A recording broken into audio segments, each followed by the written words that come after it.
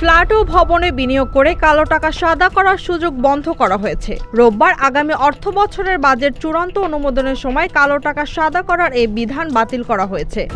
প্রধান উপদেষ্টা অধ্যাপক মোহাম্মদ ইউনূসের সভাপতিত্বে অনুষ্ঠিত উপদেষ্টা পরিষদের সভায় বাজেট চূড়ান্ত অনুমোদন দেয়া হয়। সেখানে 2 জুন ঘোষিত বাজেটে আয়কর, শুল্ক, ভ্যাট সংক্রান্ত কিছু পরিবর্তন আনা হয়েছে। এবারের বাজেটে আলোচিত কালো টাকা সাদা করার সুযোগ রাখা হচ্ছে না। এর আগে প্রস্তাবিত আগামী বাজেটে অ্যাপার্টমেন্ট বা ফ্ল্যাট কেনা এবং ভবন নির্মাণে অপ্রদর্শিত বা কালো টাকা সাদা করার সুযোগ দেওয়ার প্রস্তাব করা হয়েছিল। এটি বাতিল করা হয়েছে বলে জানিয়েছেন অর্থ উপদেষ্টা ডক্টর সালেহ উদ্দিন আহমেদ। ভবিষ্যৎ প্রজন্মের ওপর ঋণের বোঝা বাড়াতে চান না জানিয়ে অর্থ উপদেষ্টা সালেহ উদ্দিন বলেন, এবার কালো টাকা সাদা করার বিধান থাকছে না। এর আগে আগামী 24-25 অর্থ বছরের জন্য 7,90,000 কোটি টাকার জাতীয় বাজেটের অনুমোদন দিয়েছে অন্তর্বর্তী সরকারের উপদেষ্টা পরিষদ। প্রধান উপদেষ্টা ডক্টর মোহাম্মদ ইউনূসের সভাপতিত্বে অনুষ্ঠিত বৈঠকে এ বাজেট প্রস্তাব চূড়ান্ত করা হয়।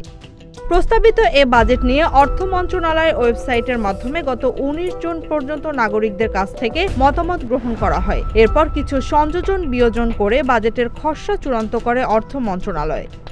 Z news, Dhaka.